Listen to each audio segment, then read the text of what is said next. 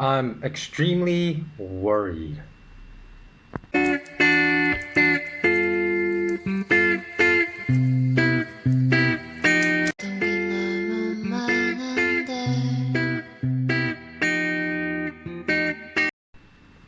Welcome to another SK Wealth Academy podcast. Why am I extremely worried? Well, I saw a statistic today.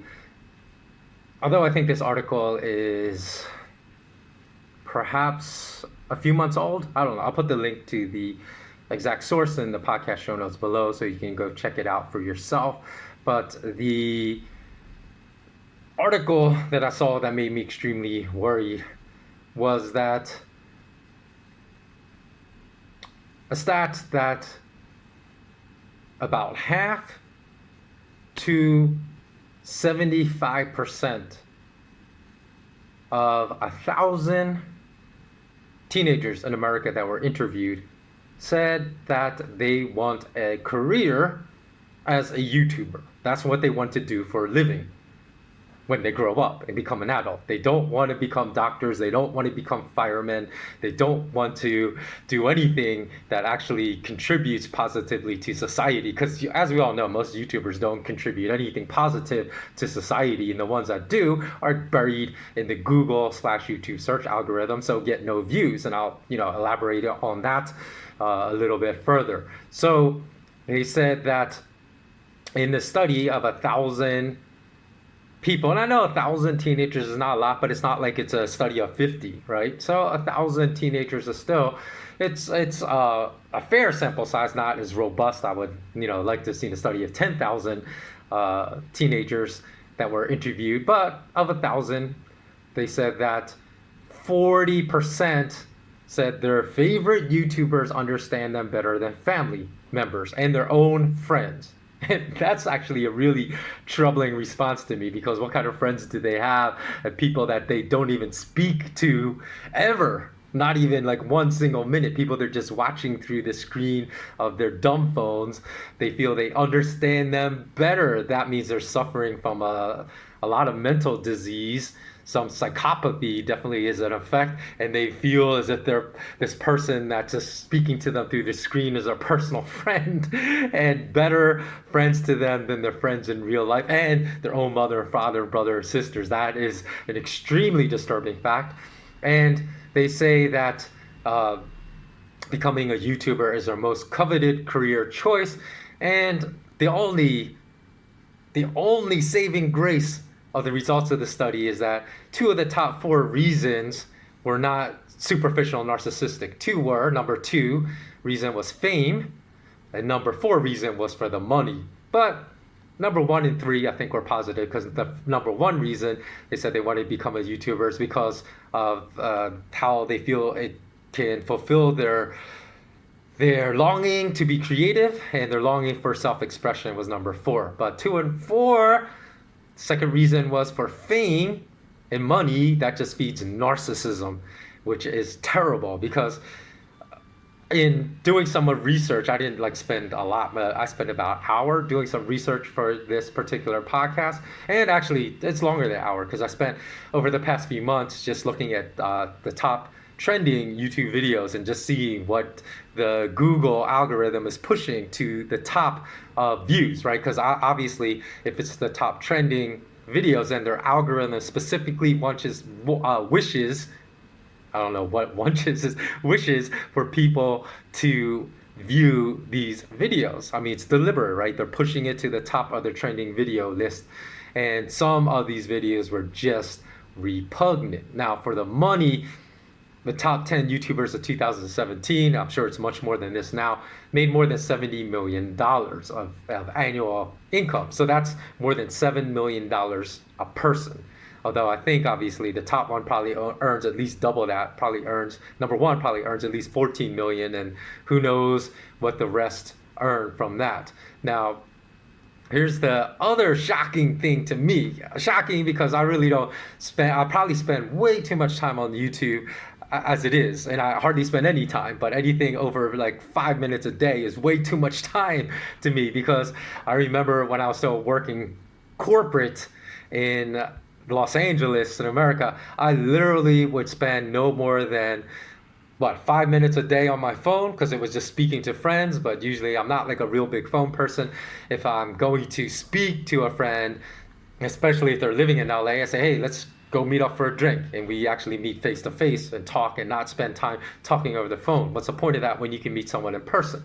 So I literally would spend no more than 5 minutes a day on my phone. So anything over that, and of course, showing my age now, but smartphones weren't invented yet. So, you didn't have the option of watching YouTube videos on your phone. There was just only texting on the phone back in the day when I was still working corporate. So no social media platforms. So I feel like now, which is a good thing, that I actually did some research for the topic of this, because I'm going to go back to no more than 5 minutes a day on my smartphone. Because it's just like, it's bad for your mental health. And so when I looked at this is what shocked me, right? Because other than just spending time, or maybe I have to spend more than 5 minutes a day if I'm uploading content, say to YouTube or something like that. But that's basically the only time I want to spend is either recording content and uploading, but other than that, I don't interact. I'm sorry, a lot of people know I hardly interact with people on social media, whether it's Twitter or whatever. I just post things and that's it. That's all I want to do.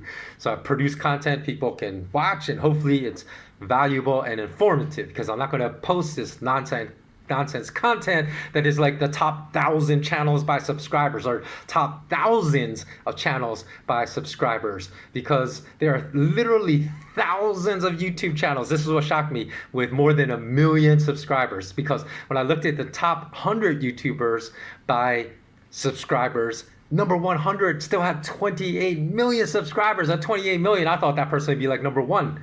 And he's number 100, or she, I can't remember if it was a boy or girl, and I say boy or girl because it's mostly teenagers, right? And most of these top 100 channels are mostly nonsense. Like, some are entertainment, music, that's fine. I don't have any problem with that, like music channels or entertainment. But a lot are YouTubers that are just gossiping about other celebrities, which I have a huge problem with gossip, because I think that just causes mental degeneration of your brain. Or either gossiping about other YouTubers, or humiliation channels. I know people call them prank channels, but they're either fake channels because the pranks are they're all scripted and acted, and people act like they're not scripted, or they're humiliation. They are real prank channels, but the purpose of the pranks they play are to humiliate other people.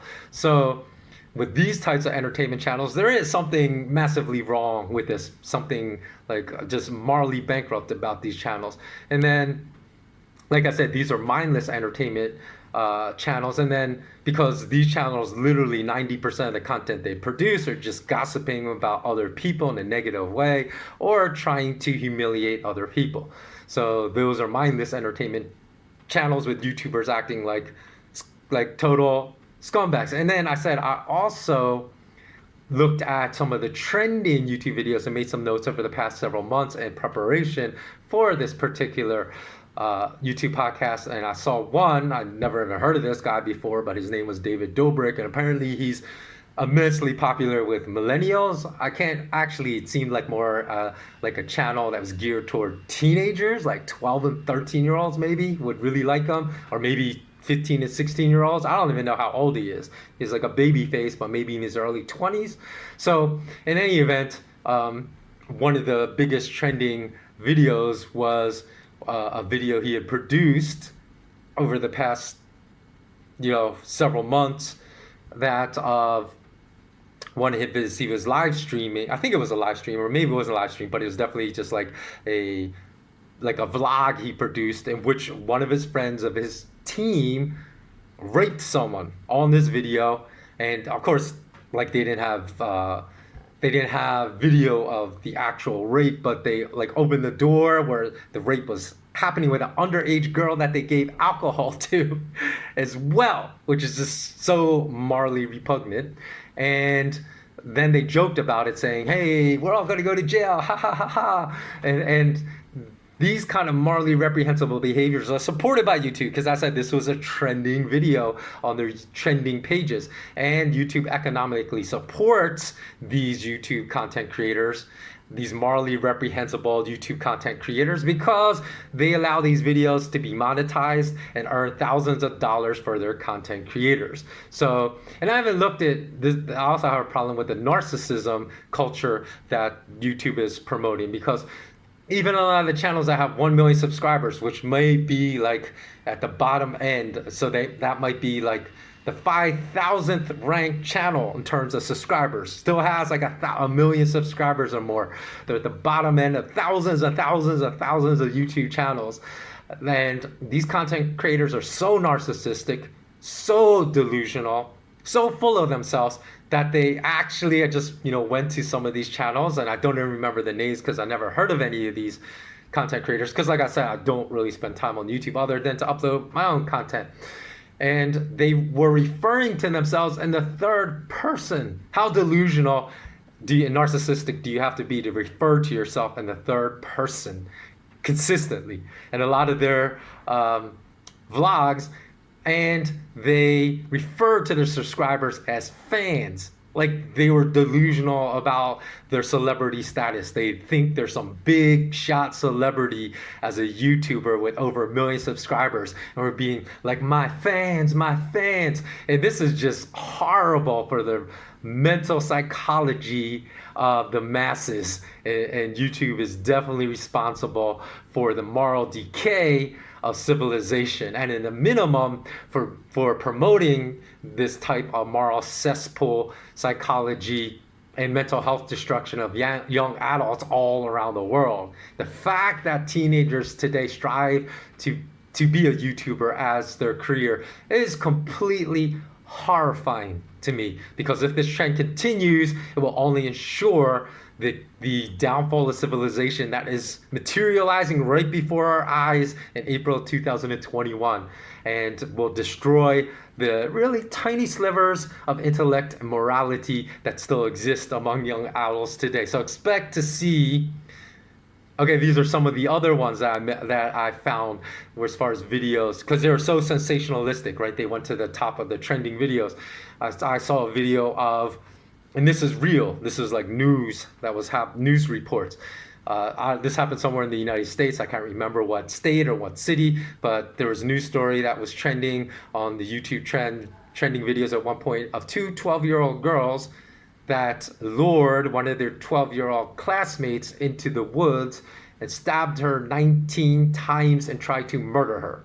And there's another YouTube video of these 10 kids, some were teenagers, some were in their early 20s, that kidnapped 2 college students and tortured them for 40 years. And apparently, like, I was so repulsed by the video, I couldn't even watch. They had video of some of the torture that was on YouTube. And again, YouTube has no problem with showing torture on their channel, but has problems with me speaking truth about the co-video. And you know what I'm speaking about when I say the co-video, or speaking truth about, money, financial news, and they will demonetize me for that, but allow repugnant, morally reprehensible vlogs to earn thousands of dollars on their platform. So it just shows you about the complete bankrupt moral leaders at YouTube/Google. I've never witnessed the level,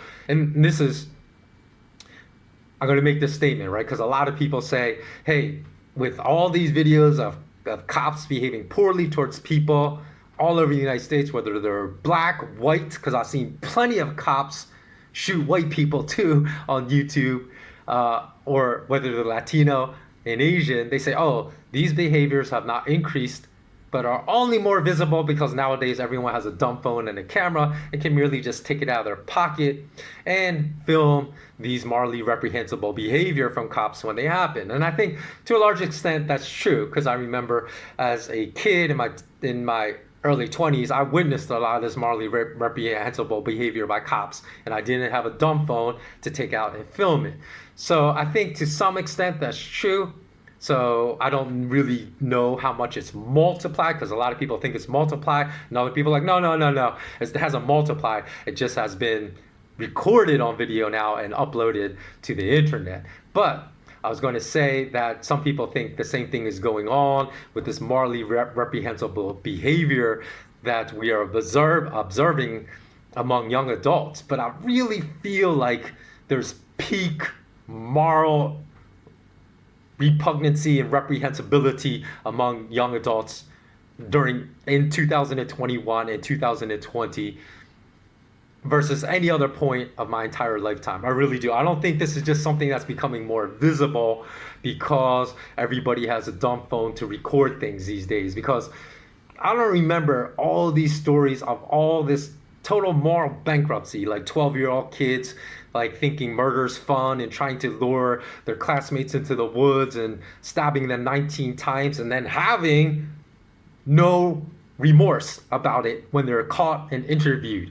And I just think that social media platforms like YouTube, because like I said, look at how they raise up to the top of their trending videos and the top of their millions of dollars that are getting paid out in advertising revenue to people. Some of the most morally reprehensible people that I've ever seen that YouTube is raising up. And then they have all they're showered with adoration, and because even with that morally reprehensible thing I told you about David Dobrik like live streaming a rape by one of his own team members, his channel continued to grow after he posted that. It's not like millions of his adoring like subscribers said, oh, this is just repugnant behavior, I'm going to subscribe, and he lost millions of subscribers. No, it was only when the other people called him out that he started losing millions of subscribers. But when that happened, his subscribers had no problem with that. And that is also a really big problem I have. If like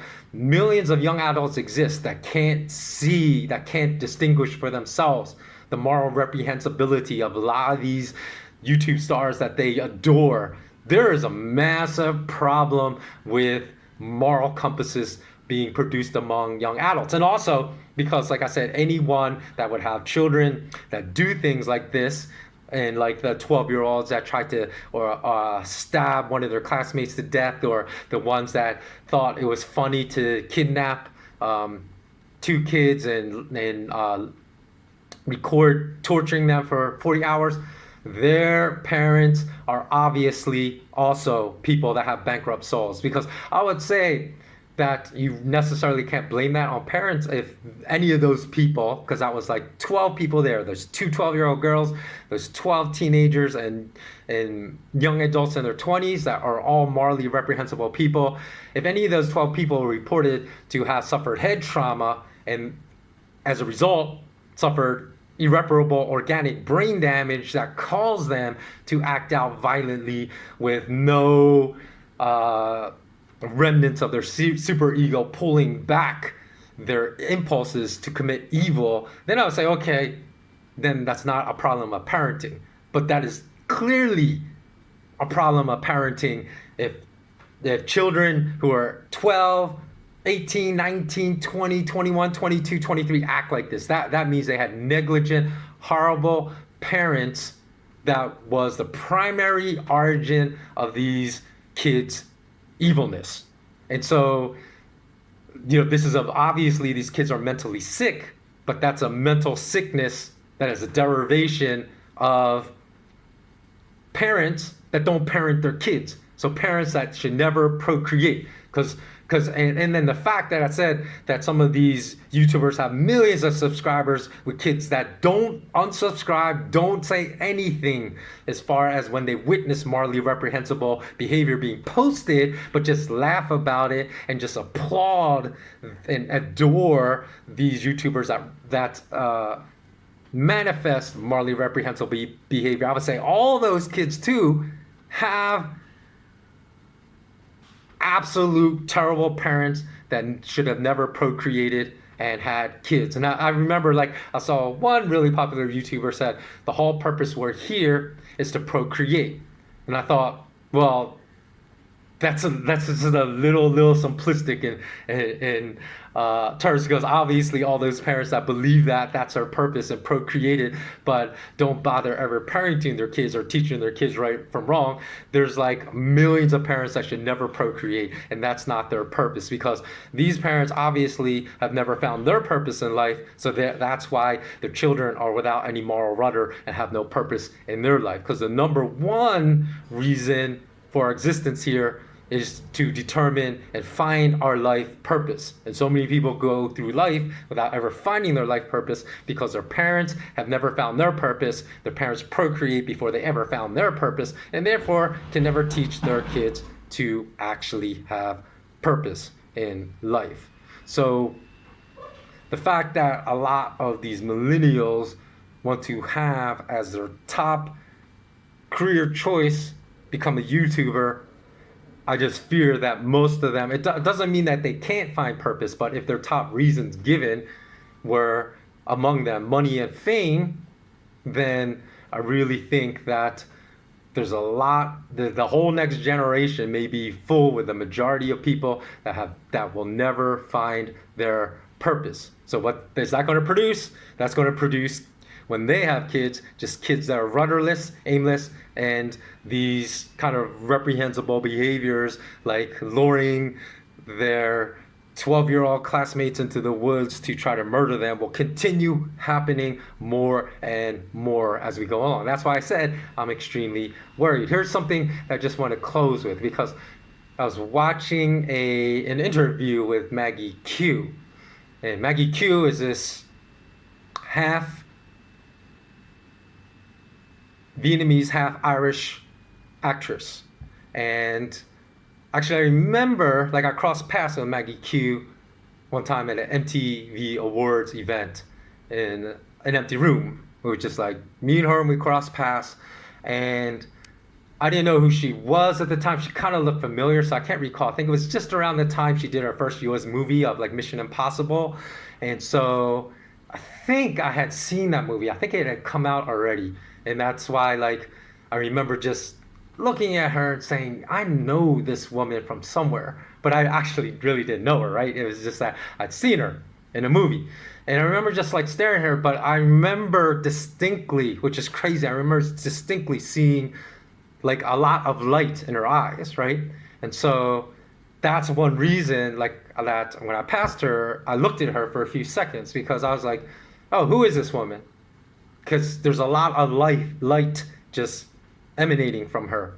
And only later did I learn that she's a huge advocate for environmental issues. She's a huge advocate for saving abandoned and stray dogs. She's a huge advocate for stopping child trafficking. So it did not surprise me later, because I said, this is someone that's going to do a lot of good with the money that she has in her life. And when I was watching a video, a podcast with her, listening to it, and she said that all the time she gets heavily criticized by other people because of the issues that she's been very visible about. And she's probably most visible about her advocacy for the adoption of stray dogs. So she said a lot of people have come at her saying, oh, you care more about homeless dogs than you do about homeless children. That's so ridiculous. You need to start speaking out about homeless children. And she said, instead of taking that bait from these haters, she said that she'll say to them, she's learned over time how to respond to them, and she'll say things like, oh, that's wonderful that you're doing something about helping to solve the problem of homeless children in this world. So can you tell me more about this problem? Because I would like to learn. And they said they can't tell her anything because they are doing nothing. So they're just hating on her, even though she's doing a lot to improve the lives of people around the world. And if you think that saving animals is stupid, then go watch this documentary called We Don't Deserve Dogs. Because this will make you think that dogs, as sentient creatures on planet Earth, sometimes, actually, I know from watching this documentary, not sometimes, many times, are much better creatures because they treat human beings much better than human beings treat other human beings. So you watch this, you will understand how dogs can be used to help people that have gone through terrible times and terrible suffering in life and have gone through civil wars and whatnot and been abused and whatnot throughout their childhood. So go watch that documentary called We Don't Deserve Dogs, and you would support a lot more of Maggie Q's work. And so she says she receives the most criticism about the issues she chooses to advocate for by people that are doing nothing to solve any problems that they say are more important than the ones she advocates for. So I'm only telling you this story because for people that tell truth on the YouTube platform, don't worry about the constant hate you receive, because your haters are among the laziest, most ignorant, uneducated, morally bankrupt people on planet Earth. And the last thing I want to say is that there are channels out there that do have millions of viewers. But I said like the top 1,000 probably channels are just, you're not going to get a better quality of life from watching any of them. There are a few, but actually the only ones I know, I'm sure there's more than one that has millions of subscribers, but I can only think of one off the top of my head. I'm sure there's like at least another 3 or 4, but the only one I can think of that I from time to time will listen to when I'm running or doing other things is Russell Brand, because he has about 3 million. I think he has north of 3 million subscribers. But even by ranking of subscribers at 3 million, he's only the 5,820th YouTube channel by subscribers with 3 million. And by video views, he only ranks, of all the YouTube channels, his rank is the 20,952nd channel by video views. But go check out Russell Brand because he has a lot of good things to say. He's always trying to spread solutions for all the problems in the world. So there are some, but the problem is that YouTube will bury these channels because, like I said, he's by video views, his channel only ranks 920, and I think it's one of the best channels to listen to expand your way of thinking, that's informative, that actually you can listen to, and it will help you to expand your mind, become more open-minded, and improve your quality of life. And look where it ranks. Look where YouTube algorithm will rank it. 20,952nd channel. So all they want to do is keep people distracted by all this mindless entertainment, and a lot of times just morally repugnant entertainment. That's what these platforms will push. So let me know if, like myself, that if you're extremely worried by this trend, because I worry for the future of humanity because of these trends that I've spoken about in this particular video. And if you're not worried, then please tell me why in the comments below. So thanks so much for watching. If you'd like to support my content, you can do so by becoming a Patreon and receiving so much more bonus content. Just go to the link below to find the link to my SK Wealth Academy Patreon platform. And if you'd like to support the launch of my SK Wealth Academy online academy, which hopefully I will be able to release at some point in 2021. I was planning to release in March of 2020, but then the economic lockdowns happened. Haven't been able to take care of everything I need to take care of in preparation to launch my academy. So I hope that will come soon. If you'd like to support me in that endeavor, I do have a GoFundMe account and you can contribute there as well. So thanks so much for watching. Always remain intensely curious. And until next time, make sure you remain immensely courageous as well. Take care.